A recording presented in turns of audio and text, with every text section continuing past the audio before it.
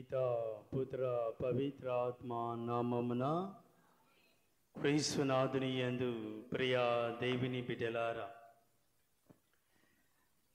చూస్తుండగానే 4 వారాలు అయిపోయి ఈరోజు ఈ పవిత్రమైనటువంటి ఈ ఆదివారం రోజున తపస్కాలం 5వ ఆదివారంలో ప్రవేశించి ఉన్నాం.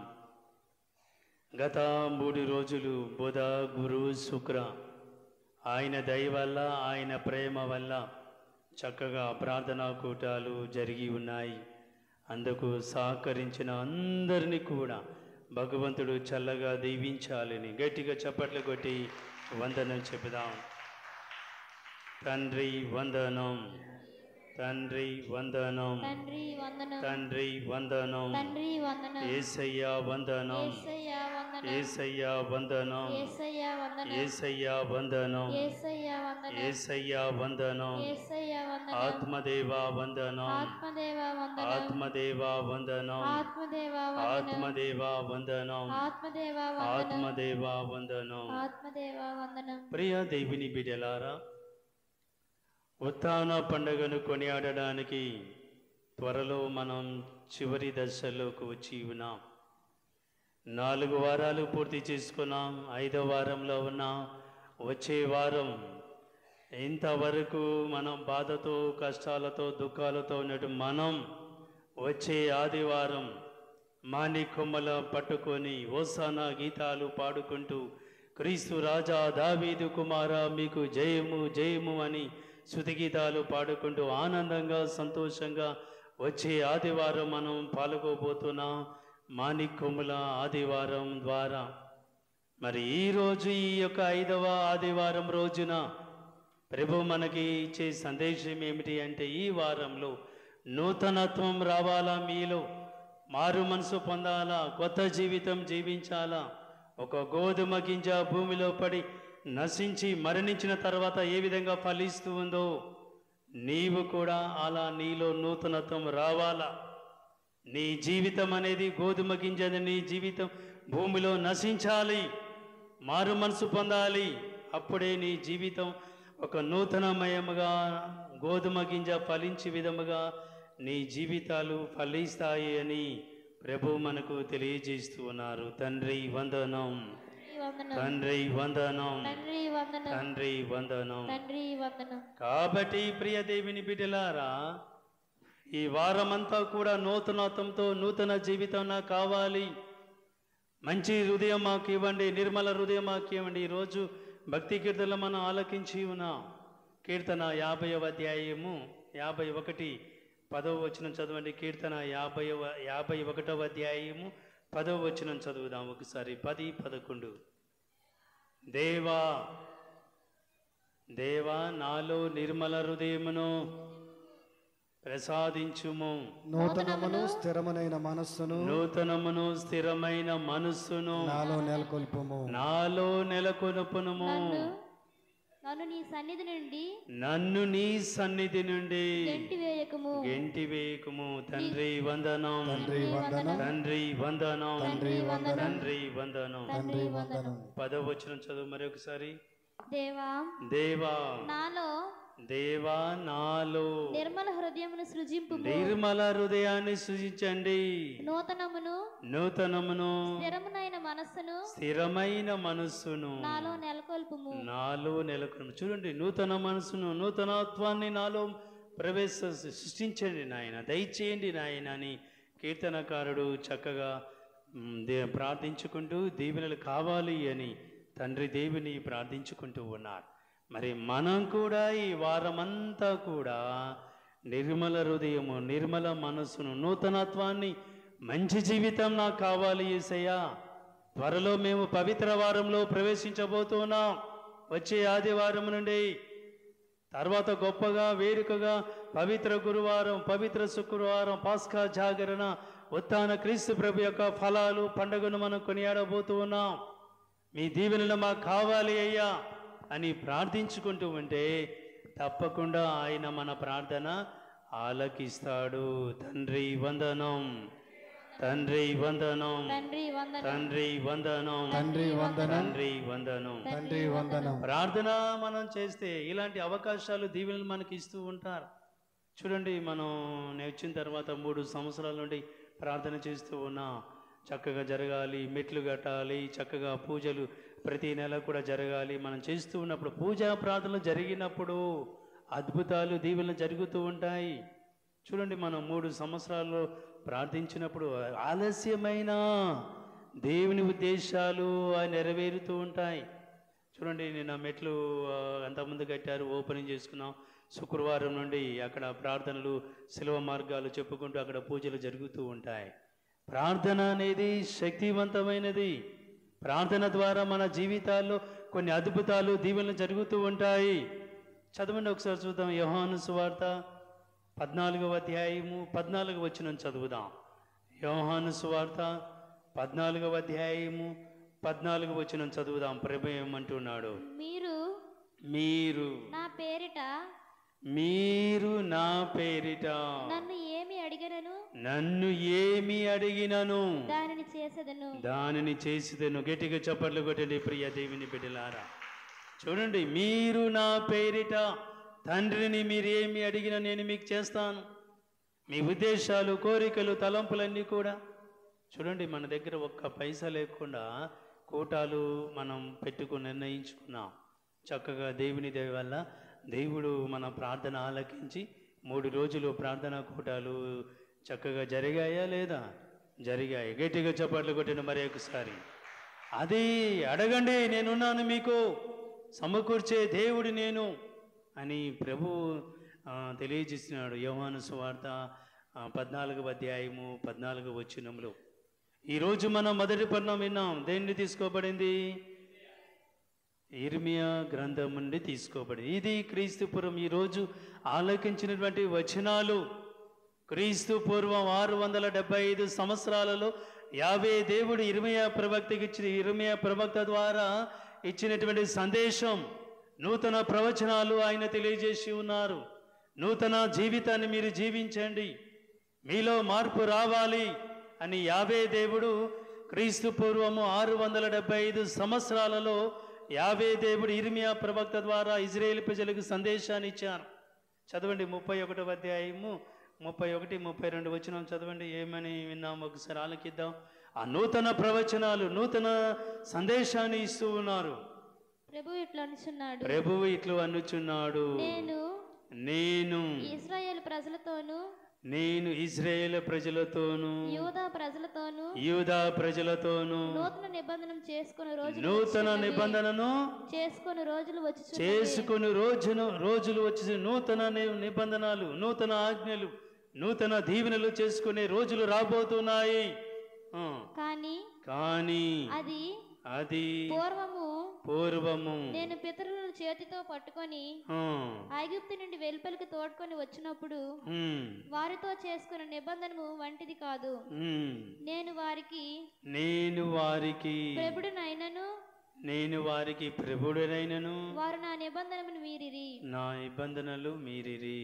చూడండి ప్రియ దేవుని, నూతన ఒడంబడిక, నూతన సందేశాన్ని మీకు ఇవ్వబోతున్నాను.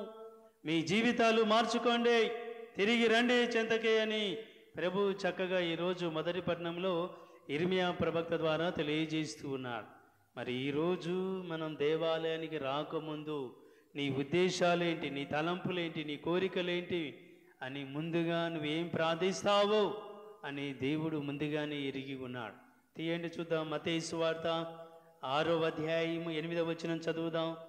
మత్తయి సువార్త 6వ అధ్యాయము 8వ వచనం చదువుదాం ఒకసారి.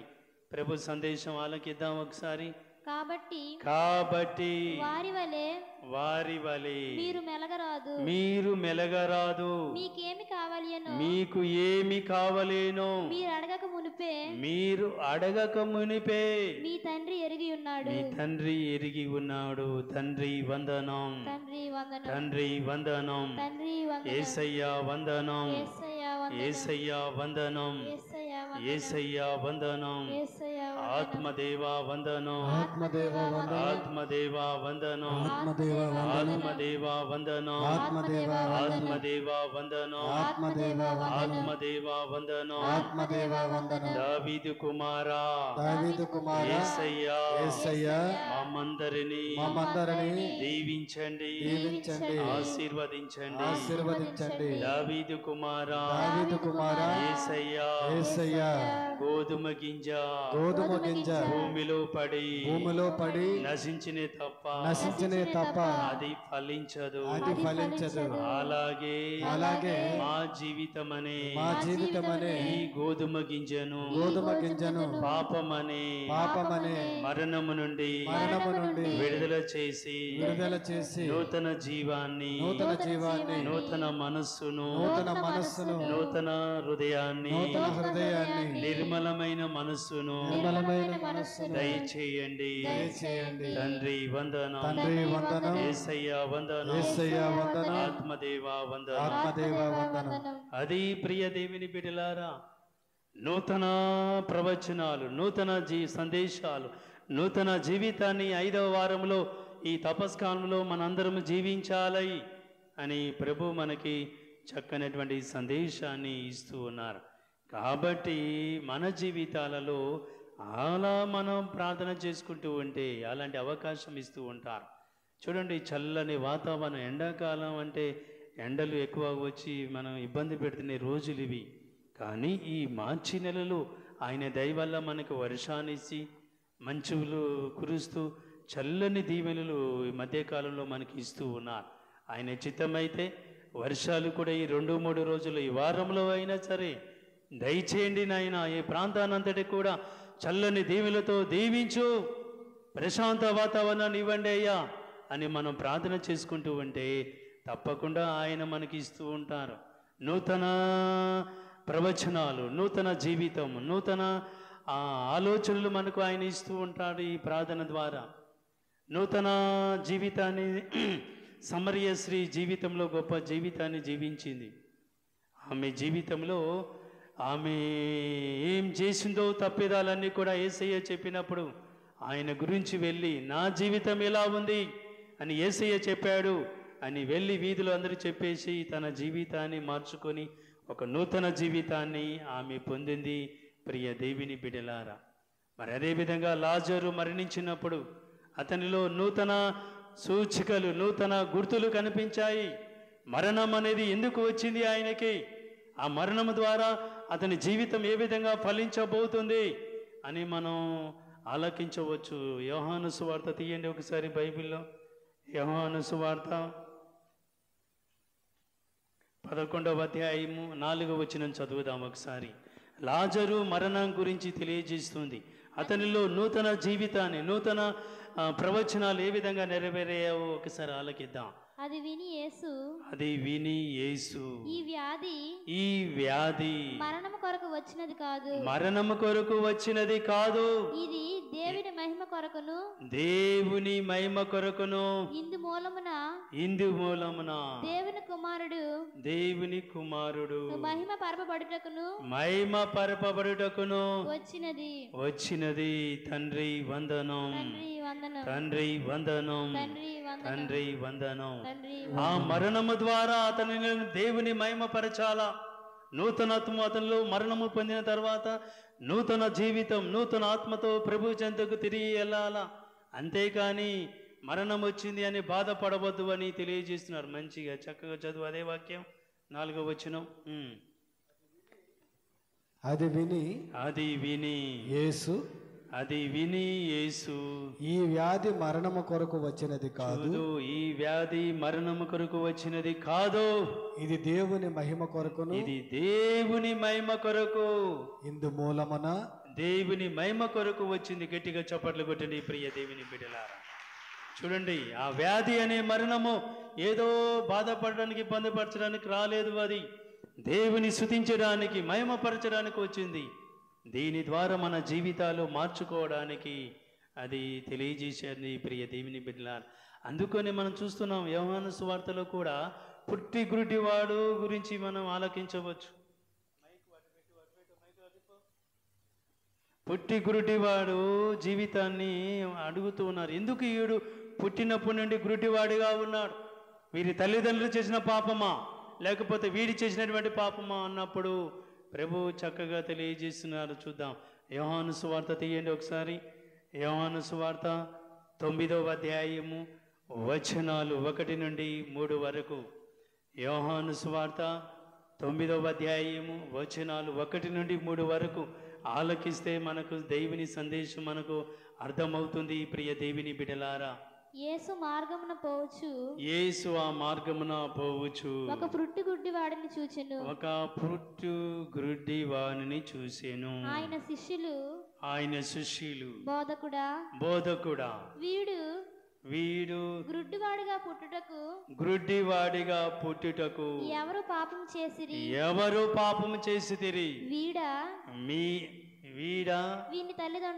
వీడి తల్లిదండ్రుల అని యేసును అడిగిరి. చూడండి, ఇక్కడ ఎంత చక్కని వాక్యము ఆలకిద్దాం.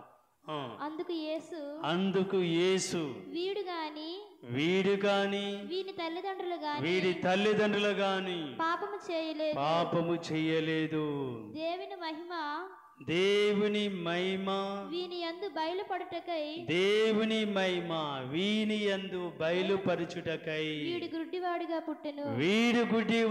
పుట్టెను. గట్టిగా చప్పట్లు కొట్టండి ప్రియ దేవుని బిడ్డలారా. వాడు పాపం చేయలేదు, వాళ్ళ తల్లిదండ్రుల పాపం. దేవుని మహిమను ఇతరులకు తెలియచేయడానికి వీడి గుడ్డివాడిగా పుట్టాడు. చూడండి ఎంత చక్కగా. తర్వాత అతని జీవితం నూతన జీవితంగా మారబోతుంది. వెళ్ళు, శిలువ అనే దాంట్లో కడుక్కో, కళ్ళు కడుక్కో, దీవెనలు పొందు, శుద్ధీకరించబడతావు. నువ్వు నూతన జీవితాన్ని నువ్వు పొందుతావు, నూతన దృష్టిని, కనుచూపును నువ్వు పొందుతావని యేసయ్య గుడ్డివానితో చెప్పాడు. ఆ చూపు గుడ్డివాడిగా ఎందుకు వచ్చింది అంటే ఇతరులు నమ్మాలి, విశ్వసించి నూతన జీవితం పొందాలి అనే ఉద్దేశంతో వాడు పుట్టి గుడ్డివాడిగా పుట్టాడు. దేవుని మహిమ కొరకు మహిమపరచడానికి వాడు గుడ్డివాడిగా పుట్టాడు అని ప్రభు సందేశం మనకు తెలియజేస్తుంది. ప్రియ దేవుని బిడ్డలారా, కాబట్టి మన ఈ వారమంతా కూడా నూతన సృష్టి, నూతన వర్చనాలు, నూతన జీవితం, నూతన ఆలోచనలు, నూతన నిర్మల హృదయం, నూతన హృదయాన్ని దయచేయండి ప్రభువా. ఈ వారమంతా కూడా త్వరలో మీ యొక్క ఉత్థాన క్రీస్తు ముందు ప్రభు కడరా భోజనాన్ని పవిత్ర వారంలో మాణిక్యములు పట్టుకొని సంతోషంగా ఆనందంగా ఉంటాం. మరి పవిత్ర గురువారం యేసు కడరా భోజనంలో గురువులు శిష్యులకు ఇచ్చినటువంటి ఆజ్ఞ పండగలాగా చేసుకోబోతున్నాం. తర్వాత నీ కోసం, నీ కుటుంబం కోసం, నీ పిల్లల కోసం ఆయన కల్వరిగిరిలో మనందరి కోసం మరణించబోతూ ఉన్నాడు. తదుపరి పాస్కా జాగరణలో నిద్ర లేకుండా గొప్ప దేవుని కోసం ఉత్థానం అవటం గురించి మనం పూజ ప్రార్థనలో పాల్గొంటూ పోతూ ఉన్నాం. ఇంకా ఉత్థాన ఫలాలు, దీవెనలు మనకు దయచేయమని మనం ప్రార్థన చేసుకోవాలా. మరి కూటాలకు ఏ విధంగా మనం సహకరించామో, మీరు పవిత్ర గురువారానికి, శుక్రవారానికి, పవిత్ర శనివార పాస్కా పండగకి సహకరిస్తూ ఇది మన పండగ, నా యేసయ్య పండగ, నేను సహకరిస్తాను, ముందుంటాను నా కుటుంబం తరపున అని ముందుకు వచ్చే మంచి అవకాశాలు మనం పొందబోతూ ఉన్నాం. ఈరోజు యేసయ్య కృపా దయ నువ్వు మంచి హృదయంతో ప్రార్థిస్తే ఈరోజు గొప్ప అద్భుతాన్ని మీరు చూడబోతారు. చల్లని దీవెలతో వర్ష రూపంలో ఆయన మనకి ఈరోజు ఈ 2-3 రోజుల్లో ఆయన ఇవ్వబోతున్నాడు. గట్టిగా చప్పట్లు కొట్టండి ప్రియ దేవుని బిడ్డలారా. ఈ వచనాలు మీ హృదయంలో పదిలపరుచుకుంటూ ప్రార్థన చేయండి. మంచిగా అందరూ కూడా సహకరిస్తూ ఇది నాది, నా దేవాలయం, మన విచారణ, మన పండగ అనే ప్రేమతో మనం ప్రార్థన చేసుకుంటూ ముందుకు వస్తూ ఉంటే దేవుడి ఆశీర్వాదాలు ఉన్న దానికంటే, ఊహించిన దానికంటే గొప్పగా దీవించే యేసయ్య మన యేసయ్య. తీయండి, ఎఫెసీయులకు రాసిన లేఖ 3వ అధ్యాయం 20వ వచనంలో ఆయన తెలియజేస్తూ ఉన్నాడు. ఎఫెసీయులకు రాసిన లేఖ 3వ అధ్యాయము 20వ వచనం, ఆయన ప్రార్థిస్తే, ఆయన చెంతకు తిరిగి వస్తే, దేవుని విషయంలో నీవు నీ కుటుంబం ముందు ఉంటే నువ్వు అనుకోని విధంగా, ఊహించిన విధంగా గొప్ప కార్యాలు చేసే దేవుడు మన దేవుడు. చదువుదాం.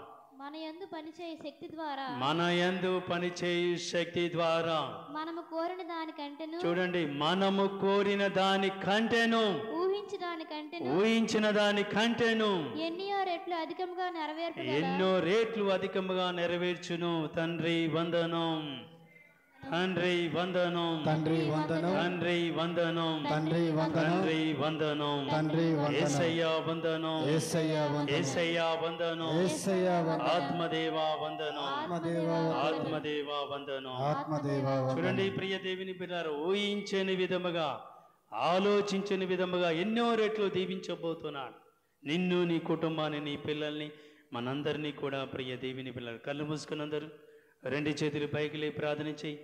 యేసయ్య, నా జీవితంలో కూడా ఊహించని విధముగా, ఆలోచించని విధముగా, కలలు కలనటువంటి విధంగా గొప్ప అద్భుతాలు, దీవెనలు నాకు కావాలి యేసయ్య అని ప్రార్థన చేసుకో. ఈ సమయమున ఈ 5వ ఆదివారం నూతన జీవం, నూతన ప్రవచనాలు, నూతన ఆలోచనలు, మంచి హృదయము, మారు మనసు పొంది కొత్త జీవితం కావాలి యేసయ్య అని ప్రార్థన చేసుకో. ఈ సమయమున తప్పకుండా ఆయన దయచేస్తారు.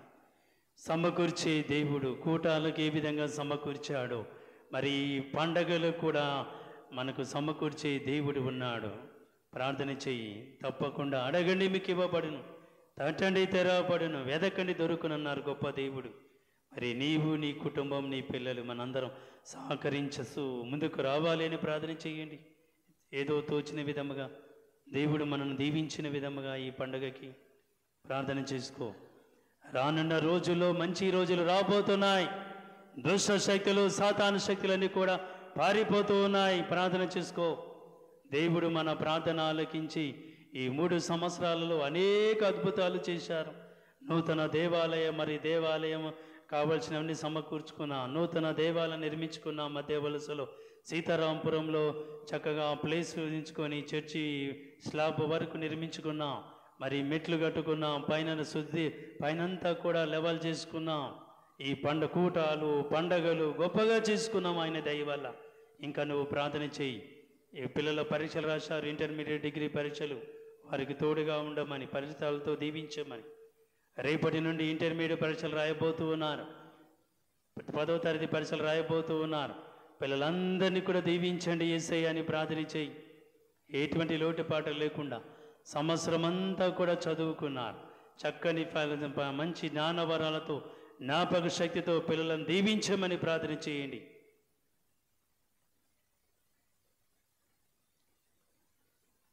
శుభముల కోసం ఎదురు చూస్తున్న బిడ్డలకు శుభకార్యాలతో దీవించాలని, పిల్లా పాపల కోసం ఎదురు చూస్తున్న బిడ్డలకు సంతాన భాగ్యం దయచేయమని, ఉద్యోగాల కోసం ఎదురు చూస్తున్న బిడ్డలకు ఉద్యోగాలు రావాలి అని, పనిపాట్లు కూడా దొరకాలి అని.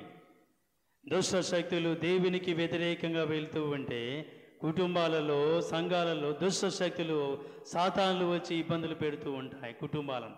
కాబట్టి అలాంటి దుష్ట ఆలోచనలు, సాతాను ఆలోచనలు అన్నీ కూడా తీసివేసి, నా దేవుడు, నా దేవుడు, నా కుటుంబం, మేము అందరము గొప్ప దేవుని స్తుతిస్తాం, ఆరాధిస్తామనే ఆలోచన మనం దేవాలయంలో రావాలా. అప్పుడే ఆయన ఆలోచనల ద్వారా మనందరం కూడా దీవించబడతాం. ప్రేమామలిన ఓ సర్వేశ్వర, ఎక్కడైతే 2-3 గుమ్మికొడే ప్రార్థిస్తూ ఉంటారో అక్కడ నేను ఉంటానని మీరు వాగ్దానం చేసి ఉన్నారు. 4 వారాలు మమ్ము దీవించారు నాయన, అందుకు వందనాలు. మరి పోయిన వారం మాకు 3 రోజుల ప్రార్థనా కూటాల్లో మీరు తోడుగా ఉండి సమకూర్చే దేవుడు అని మేమందరము కూడా సాక్ష్యం పలుకుతూ ఉండగా, మరి ఈ పండగలు కూడా మాకు తోడుగా నడిపించండి నాయన. ముందుకు సహకరించే కుటుంబాలు ముందుకు రావాలని ప్రార్థిస్తూ ఉన్నా. ప్రతి ఒక్కరూ ఏదో కొద్దిగా సహకరిస్తూ ఉండగా ఈ ఉత్థాన పండగ ఫలాలు మేమందరం కూడా పొంది ఆనందంగా, సంతోషంగా చేసుకునే భాగ్యాన్ని అమ్మా మరియ తల్లి మీ కుమారుని ద్వారా దయచేయమని మా నాథుడైన క్రీస్తు ద్వారా ఈ మనవి చేయుచున్నాము. పితా, పుత్ర, పవిత్రాత్మ నామమున ఆమేన్.